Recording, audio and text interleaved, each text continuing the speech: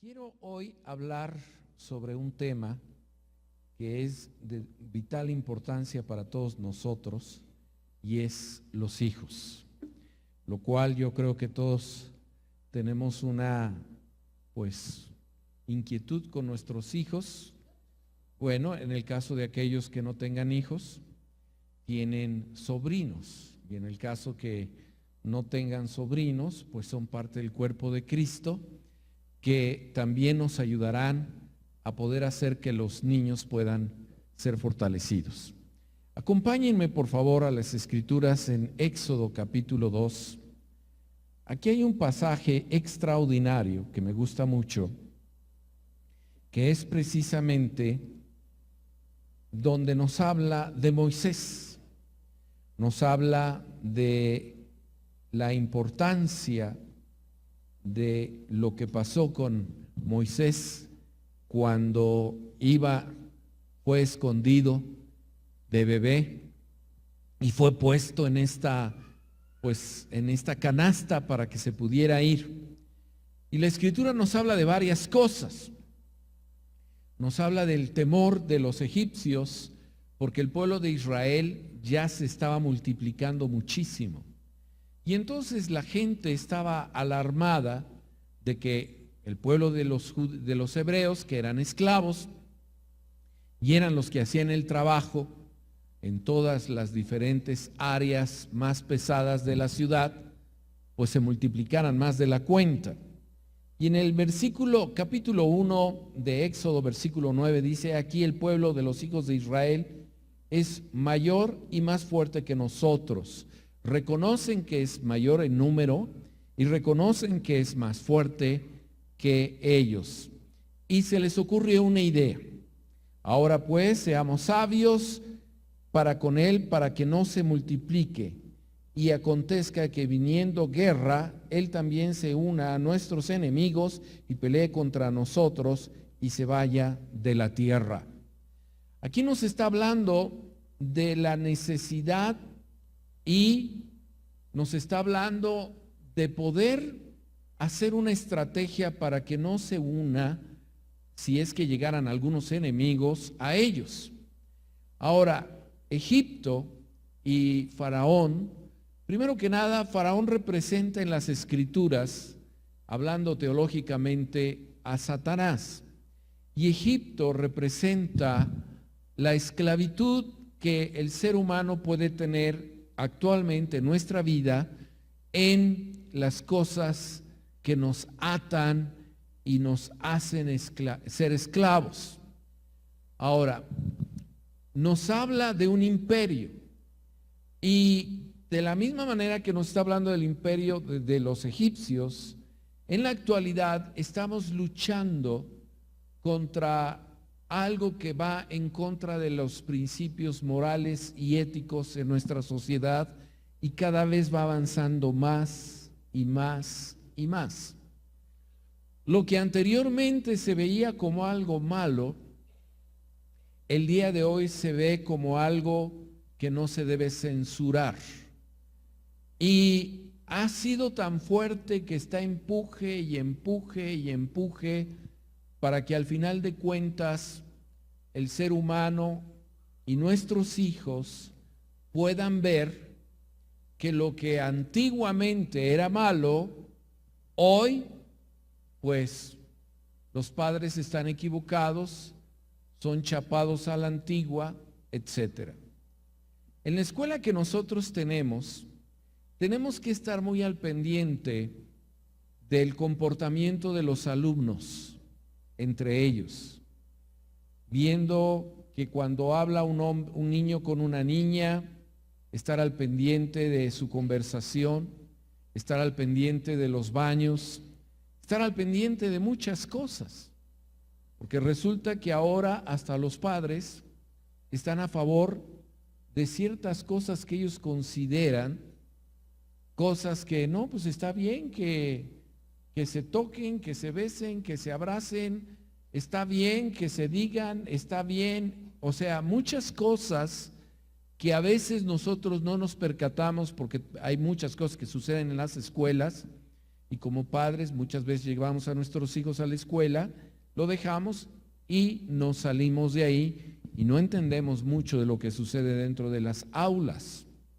Entonces aquí nos está hablando de que el imperio de las tinieblas, que está luchando porque cada día se pierdan más los principios, valores, etcétera, está diciendo tenemos que hacer algo porque se está multiplicando la bondad, la verdad, la justicia. Y en el versículo 11 dice, entonces pusieron sobre ellos comisarios de tributos, quienes molestasen con sus cargas, es decir, mira, estos tienen mucho ocio, vamos a ponerlos a trabajar. Y edificaron para Faraón las ciudades de almacenamiento, Pitón y Ramsés. Pero cuando más los oprimían, tanto más se multiplicaban y crecían, de manera que los egipcios temían a los hijos de Israel.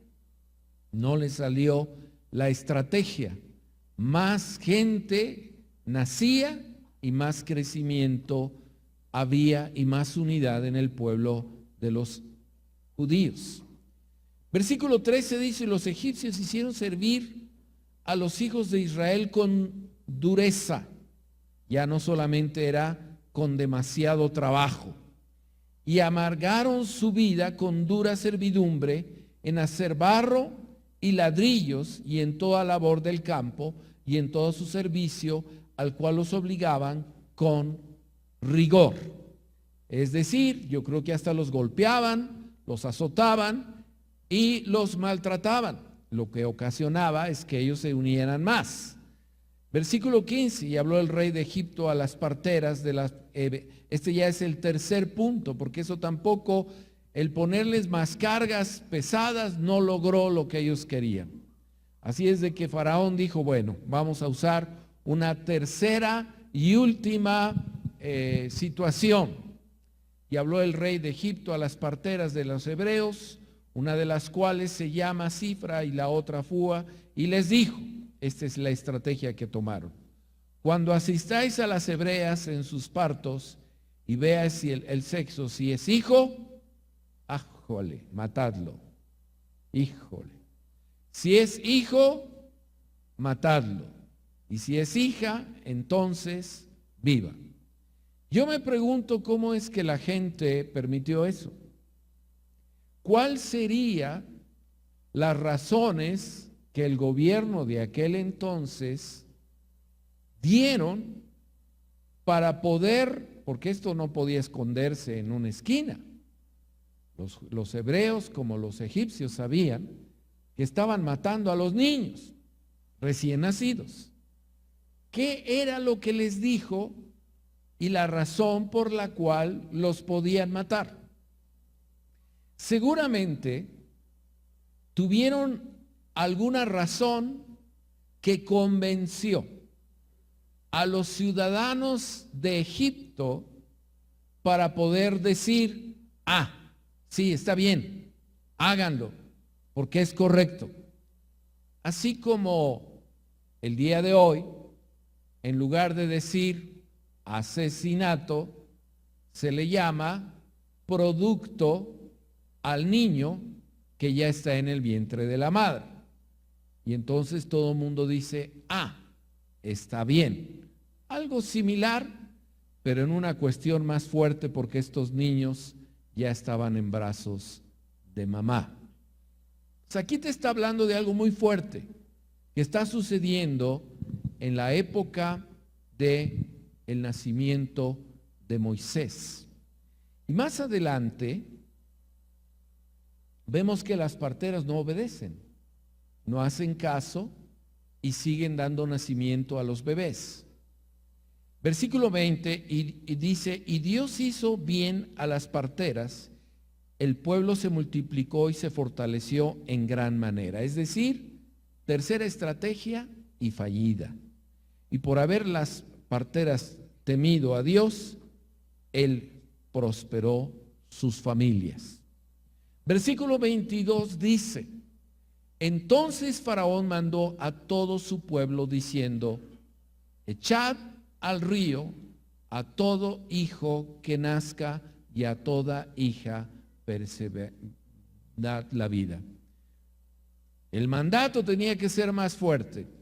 No solamente las parteras tenían la obligación de matarlos, porque no resultó la estrategia, y ahora la estrategia es, como dice aquí, el faraón mandó a todo su pueblo. Qué fuerte. Tú que tienes servidumbre, una criada, por así llamarle, o tienes servidumbre, si sabes que tiene un bebé recién nacido, tienes el derecho para agarrar ese bebé y lanzarlo al río para que muera. Pues imagínense cómo estaba la situación en aquel entonces, la tensión que había en aquel entonces, porque no estamos hablando de un pueblo de 50,000 personas, estamos hablando de un pueblo de muchísimo más gente. Entonces el menosprecio de los egipcios se cargó todavía más, y la situación entre el pueblo, porque Faraón era como un rey, más que rey, un dios para ellos, se convirtió en un problema bastante severo. Y yo creo que en la boca de todos los ciudadanos de aquel entonces estaba: a fulanita le quitaron el bebé, a sutanita le quitaron el bebé, porque además ustedes saben que uno llega a hacer amistad con la servidumbre. O sea, no es solamente la cuestión tan dura, aunque eran esclavos, ¿verdad? Tenían cierta relación. Pues la situación se hacía muy, muy difícil. Pero fue tan difícil que vemos en el capítulo 2 que escondieron al bebé Moisés, un varón de la familia de Leví, hasta que ya no se pudo. Versículo 3, pero no pudieron ocultarlo más tiempo. Tomó una arquilla de junco, bueno, lo preparó, lo calafateó con asfalto y brea para que no se le metiera el agua, y dice aquí, colocó en ella al niño y lo puso en un carrizal a la orilla del río, es decir, entre los carrizales, los juncos, ahí lo escondió en el río, pero tomó la precaución que una persona estuviera vigilando al niño de lejos. Y dice el versículo 4, y una hermana suya se puso a lo lejos para ver lo que le acontecería. Y la hija de Faraón descendió a lavarse al río. Y paseándose sus doncellas por la ribera del río, vio ella la arquilla en el carrizal y envió una criada suya a que lo tomase. Cuando dice aquí, cuando la abrió, vio al niño, y he aquí que el niño lloraba, y teniendo compasión de él, dijo: de los niños de los hebreos es este. Y bueno, por allá estaba escondida la hermana del padre Moisés, y ella rápidamente, con la guianza del Espíritu Santo, versículo 7 dice: entonces su hermana dijo a la hija de Faraón: iré a llamar a una nodriza de las hebreas para que te críe este niño. Y la hija de Faraón respondió: ve. Entonces fue la doncella, y por guianza del Espíritu Santo llamó a la madre del niño. ¿No es maravilloso esto? Oye, esto es un milagro único en las Escrituras. O sea, primero, el que la hija de Faraón, oyendo a su padre diciendo: yo creo tantas veces hay que deshacer, hay que matar a esos niños, ella tomó a ese bebé y dijo: yo no lo voy a matar. Fue el primer milagro. Segundo milagro, le dice a su doncella: ve con las esclavos, y ella va y trae a su mamá. ¿Qué historia? ¿Te puedes imaginar cuando ve al bebé y lo cuida? Y de ahí lo cuida hacia adelante, ¿verdad? Mamá con hijo. Yo creo que este pasaje que nos relata el nacimiento de Moisés nos deja ver varias cosas. Primero, que el niño tuvo que ser enviado al río en unas circunstancias bastante opuestas. ¿Qué es lo que estamos viviendo hoy? Hay una oposición tremenda a una educación correcta de los hijos. Y estoy hablando no de enseñanza académica en la escuela, estoy hablando de educación. Y la canasta tenía que estar estática para no poder ir en la ribera del río, en el curso del río, sino mantenerse ahí. Y se mantuvo ahí. ¿Qué es lo que nosotros tenemos que tener mucho cuidado? El no permitir que nuestros hijos vayan por el canal de lo que es común en nuestra sociedad. Segundo, poder ver que el Señor cuida a los bebés de aquellos que tienen a Cristo.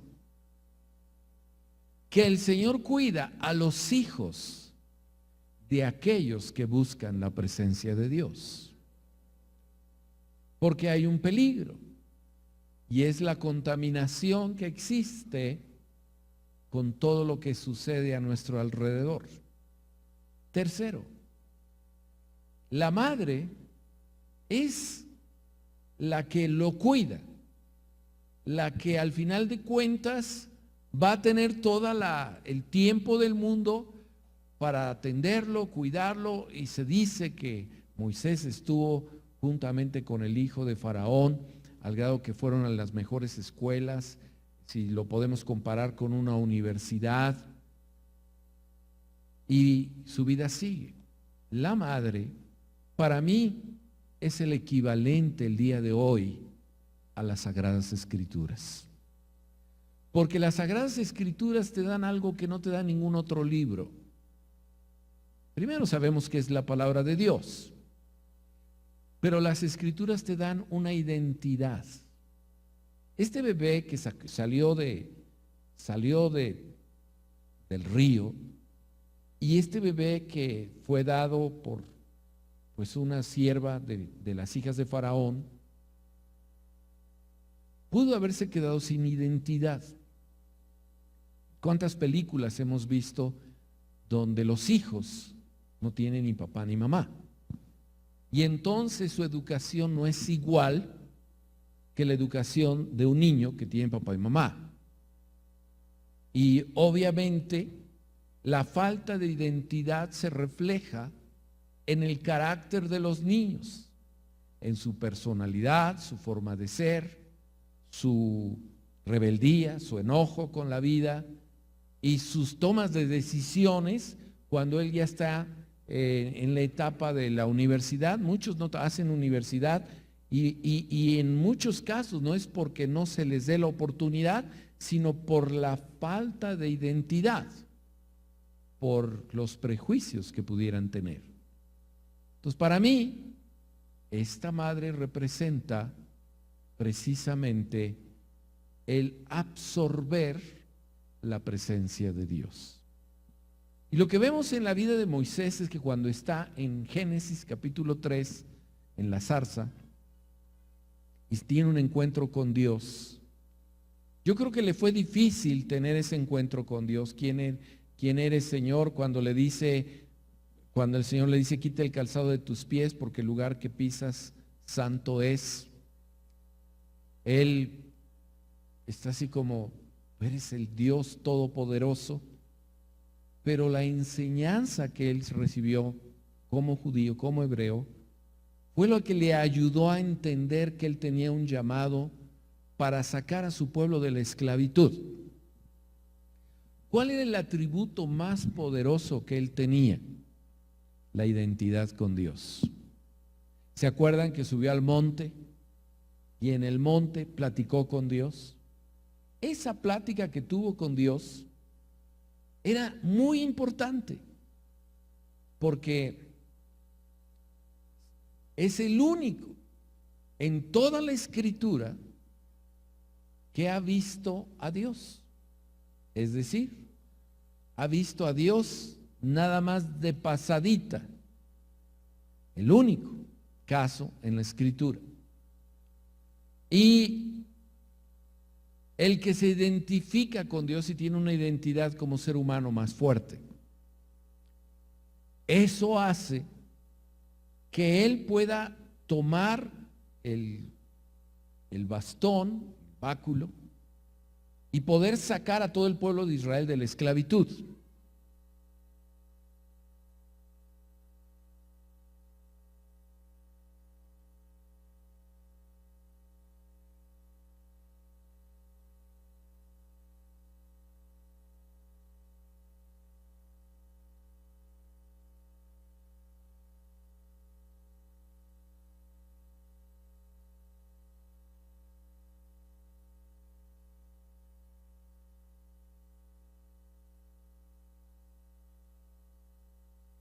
El sistema escolar, los problemas familiares, el divorcio, la falta de la economía, también los problemas papá y mamá dentro del hogar, y son muchísimas las cosas que pueden afectar la relación con nuestros hijos. Fíjense, vamos a Salmos 127, acompáñenme ahí, Salmos 127, nos habla a nosotros padres, 127, dice lo siguiente, que me lo encuentro.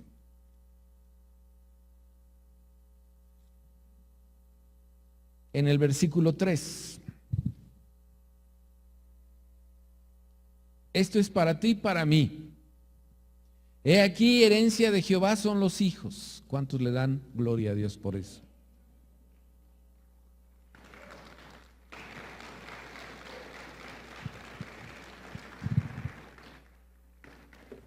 No hay cosa más hermosa en la vida que tener un hijo. Mamá, ¿sí o no? ¿Verdad que sí? Gloria a Dios.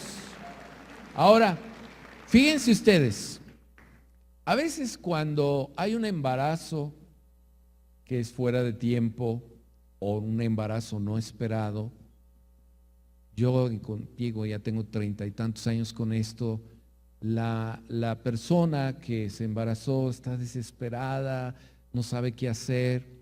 Y a través de una consejería hay que llevarla a entender que es el milagro más extraordinario. Pasando los años, le vuelvo a preguntar, ¿cómo está tu hijo?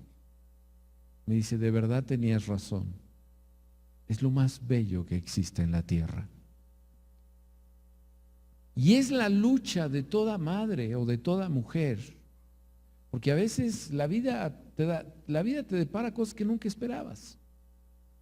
Si te tocó la de malas, que se separaron y ahora qué voy a hacer, pero luchas con todo, no tanto por ti, sino por tu hijo, tu hija, tus hijos.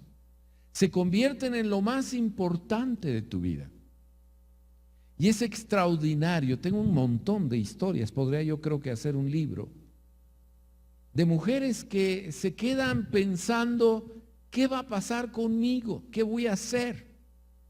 Porque o no trabajaban o el salario es poco, pero tienen tanta fuerza el amor y tanta fuerza el sacar a los hijos adelante, que esa persona se convierte en una persona que tiene los recursos, tiene la fuerza, tiene las habilidades para poder lograrlo. ¿Cuántos le dan un aplauso a todas las mamás?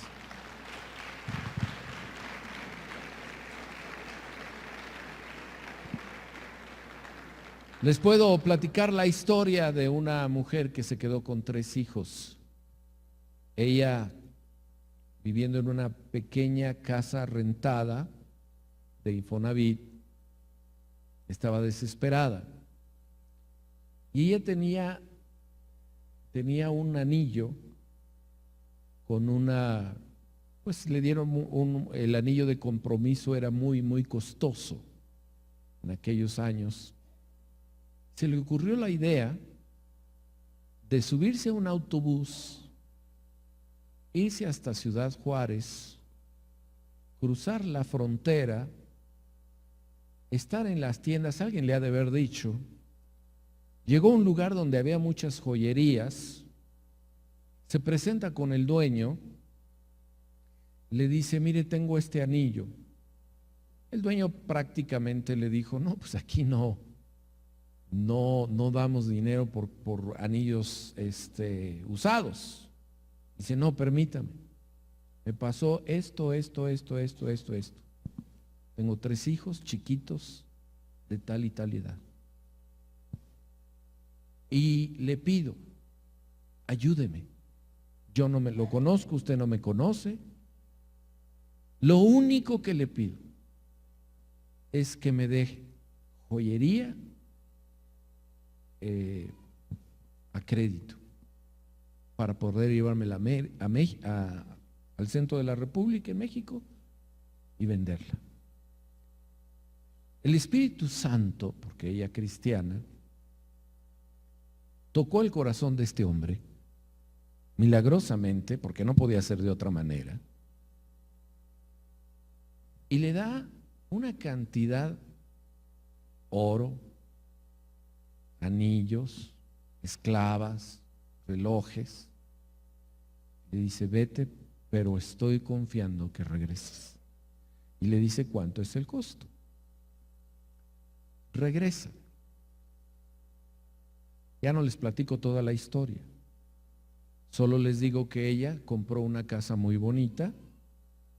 Actualmente tiene 4 departamentos. Sus hijos terminaron su carrera, cada uno de ellos, se casaron e hicieron su vida. ¿Por qué no le das un aplauso al Señor?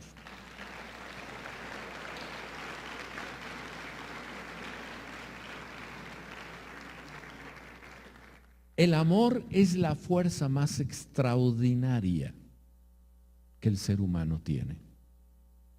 Conozco casos de hombres que también se han dedicado, dijeron: yo no me vuelvo a casar, voy a sacar a mis hijos adelante. También conozco. El regalo de este ejemplo que estamos hablando de Moisés es que Dios le dio la oportunidad a su mamá de criar a su hijo cuando todos los hijos habían muerto. Dios te está dando a ti y a mí la oportunidad de educar conforme a la palabra de Dios a nuestros nietos y a nuestros hijos, porque nos dio la oportunidad de recibir a Cristo en nuestro corazón.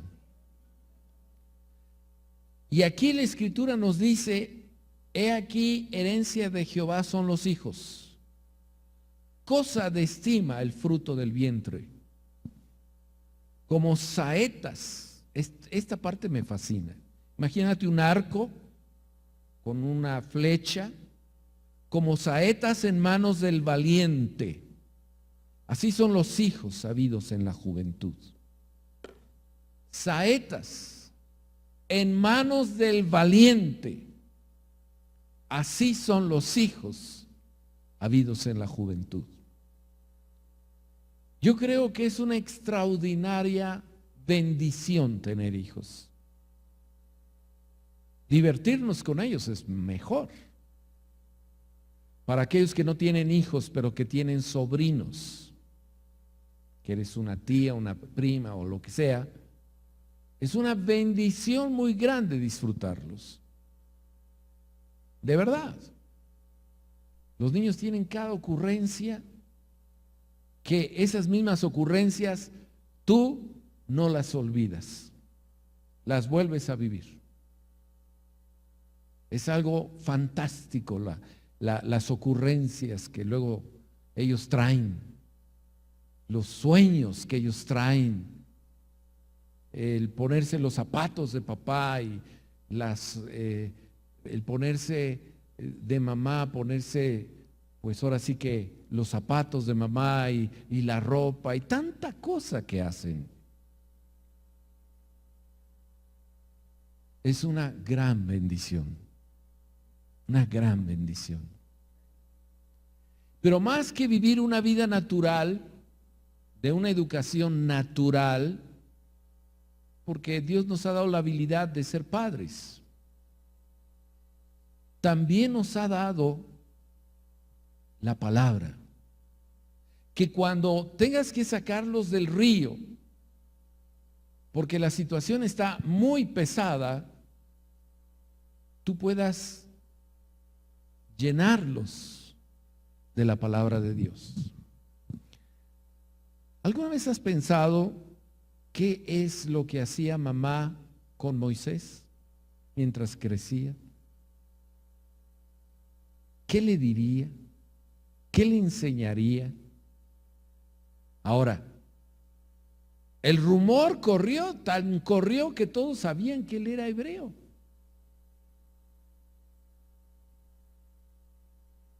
¿Pero qué le diría? ¿Aprende la cultura de los egipcios? Yo creo que no. Yo creo que la preocupación de mamá fue: vivimos en una tierra extranjera. No puedes absorber la cultura en su totalidad de las personas con las que vivimos, porque nosotros vivimos como esclavos y vivimos en una tierra donde nos esclavizan, nos maltratan, etcétera. Pero no solo eso. Debes de aprender lo más importante para nosotros, lo más esencial.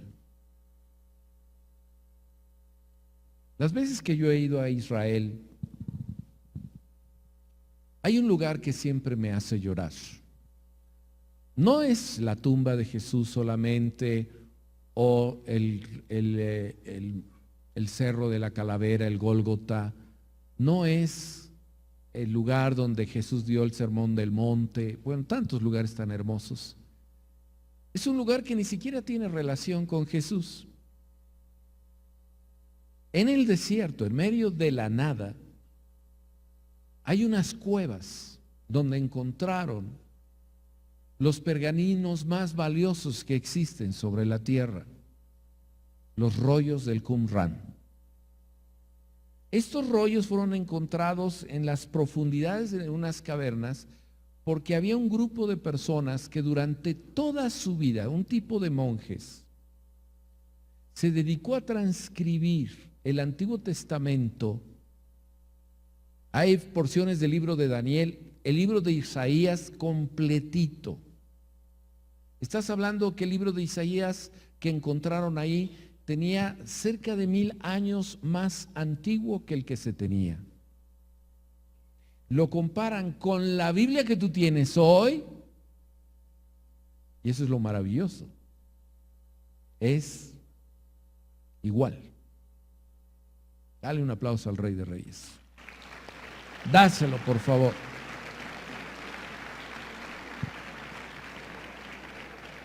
Porciones del libro de Daniel, porciones, digo porciones porque se desbarató, se deshizo.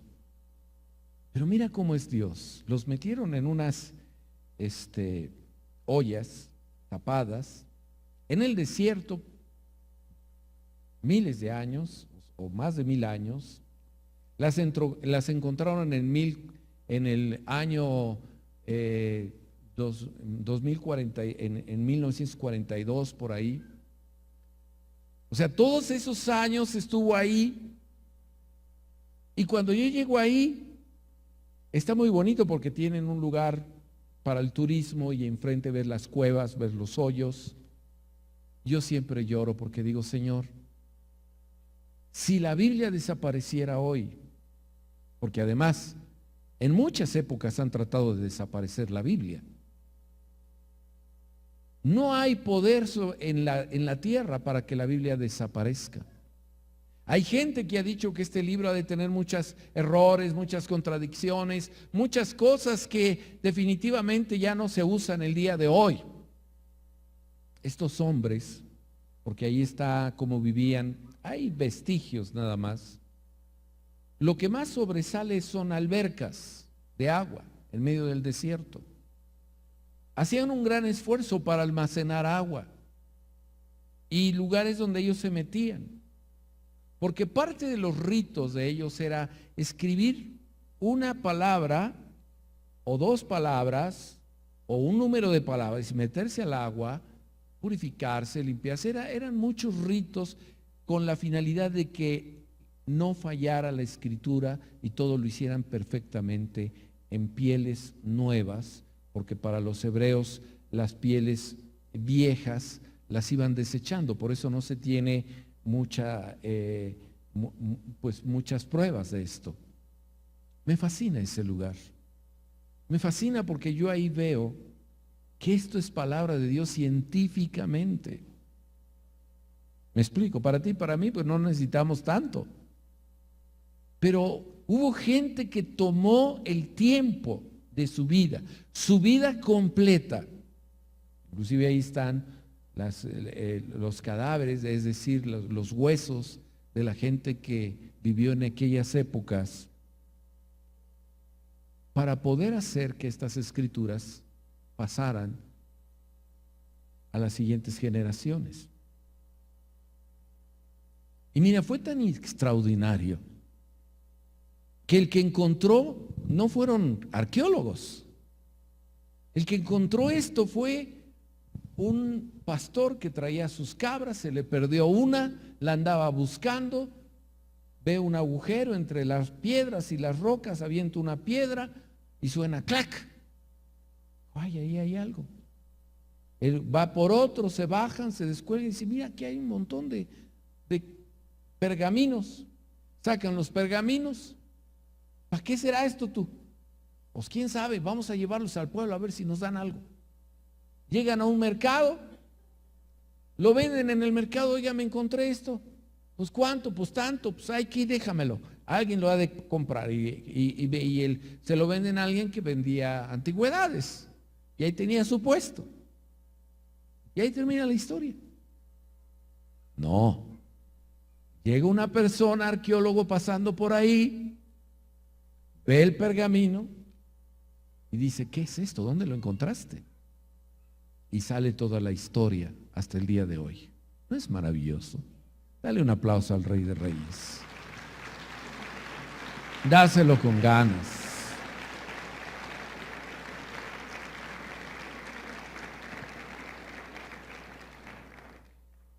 Yo conocí una persona que vivía en un país que no se podía cruzar las Sagradas Escrituras. Tenía una parte del libro del Nuevo Testamento escrito con su mano. Mateo, creo que era Juan, creo que era otra escritura. Y él decía, es que nosotros no teníamos Biblia. En una ocasión yo tuve la oportunidad de ir a un país en guerra, ahora sí que, si alguien me pregunta alguna vez, ¿has meter algo en contrabando? Pues sí, metí 2 maletas grandes de Biblias en un país donde estaba prohibido. Y cuando yo estaba orando y pidiéndole, Señor, que estas Biblias no queden ahí tiradas, escondidas, que sean de utilidad. Llega una persona con un amigo enfrente de mí, en la misma habitación, diciendo, necesitamos Biblias porque la guerra ya está tremenda y nos están quitando todo. Y le digo, ¿de dónde vienes? De la sierra, del monte, donde vienen los contras, ahí estamos. Digo, oigo que quieres Biblia. Sí, nos urge. Le abro la maleta y me dice, ¿y esto? Lo traje. ¿Para qué? Para ti. Mira, como niño chiquito se puso a llorar. Me abrazó. Y me dice, pero ¿cuánto es? No, olvídate, esto es para ti, para el pueblo de Dios, no cuesta nada. Llévatelo. Dice, me lo llevo, y ya buscó cómo hacerle para poder llevárselo. Esto quiero decir también para que nosotros sepamos el valor de la Biblia. ¿Cuántas versiones tienes en tu casa? 3, 4, 2, 1. ¿Cuántas Biblias tienes diferentes? Chica, mediana, grande, grandotota. Y de todas esas Biblias y de todo ese contenido de amor, ¿cuánto de ello le enseñamos a nuestros hijos? Por muchos años yo estuve enseñando a niños, la escuela dominical le llamamos. Y los papás a veces creemos y pretendemos que una vez por semana, 1 hora es más que suficiente. Y ahí se les va a enseñar todo. A lo mejor ustedes no saben, pero en la escuela dominical lo que se enseña son 3 cosas. La historia bíblica, que pudiera ser esta que les estoy mostrando, Moisés. La historia de cada día y la aplicación. Una vez que leemos la historia bíblica, buscamos una vida de una persona que haya pasado por algo similar para que lo fijen y se les quede de lo que estamos viviendo hoy. Y el versículo de memorización. ¿Pero eso será suficiente? Claro que no. Nosotros necesitamos enseñar a nuestros hijos. A veces no reciben de papá o de mamá, pero sí de la tía o del tío. El poder darle una parte de la escritura es fundamental para que la persona vaya formándose, creciendo, madurando. La Biblia es la que nos cambió. La Biblia es la que nos sacó de la ruta de las aguas a una ruta más segura. Identidad con Cristo. Quiero narrar un último ejemplo. La historia de un anciano que predicaba el evangelio en toda la zona de Hidalgo, Huejutla, Chapulhuacán, San Felipe, Orizatlán. Él llegaba con su sobrina y le decía, léeme por favor alguna parte de la escritura. Dice, pues abuelo, ¿qué quieres que te lea? Dice, léeme la parte donde viene el hijo pródigo. Y se lo leía. Léemelo otra vez.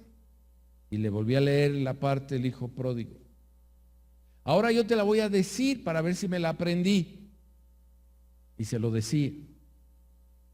Y así, sí, abuelo, así es. Agarraba su Biblia y se iba. Ese hombre puso una gran cantidad de iglesias. No sabía leer. Predicaba. Nunca aprendió a leer. Y predicaba lo que su sobrina le leía para repetírselo a la gente de los pueblos que tampoco sabía leer. ¿No es maravilloso eso? Denle un aplauso al Señor.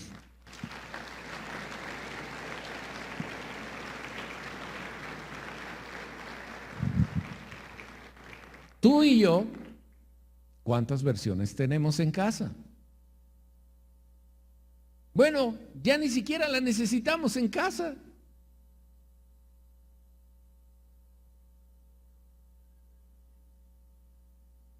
¿Cuántas versiones? Ricky, ¿cuántas versiones hay? en español, 20 y tantas versiones. Nuestros hijos se están perdiendo no por la falta de la palabra, sino porque no se las estamos leyendo.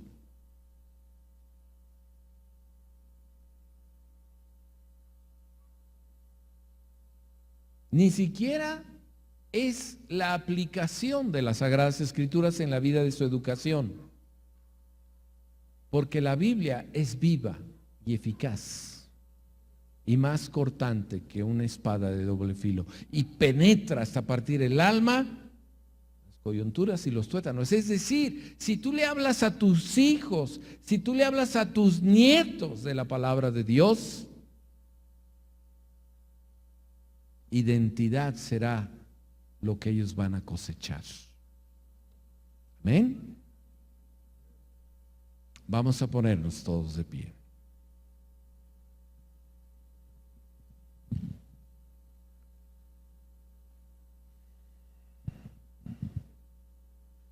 El amor es lo más extraordinario por los hijos. ¿Cómo se sienten cuando terminan una carrera? Pero ¿cómo se sienten cuando los hijos leen la Biblia? Cuando llega y te dice, ya terminé de leer la Biblia completa.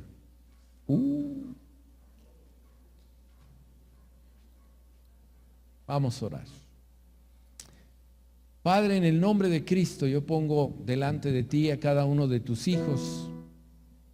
Yo te pido, Señor, todos tenemos familiares pequeños. Yo te pido, Señor, que traigas bendición sobre sus vidas. Te pido, Señor, que nos ayudes a no perder de vista, sobre todo los que ya somos de edad, para leerles, para narrarles, para explicarles, para decirles lo hermoso que es la palabra, para que puedan entender que Cristo está más cerca de sus corazones que cualquier otra cosa. Bendícelos, fortalécelos, guíalos, que sus vidas den vida en abundancia. Señor, bendice a nuestros hijos, que ellos sean como Moisés, gente que tiene identidad con Cristo, con Dios, gente que no la mueven de los valores y principios. En el nombre de Cristo Jesús, trae bendición, trae bendición. Repite conmigo, Señor, hay un compromiso para nuestros hijos y es darles de la palabra con mis labios, con mi lectura, con mi ánimo, en Cristo Jesús. Amén. Dale un aplauso al Rey.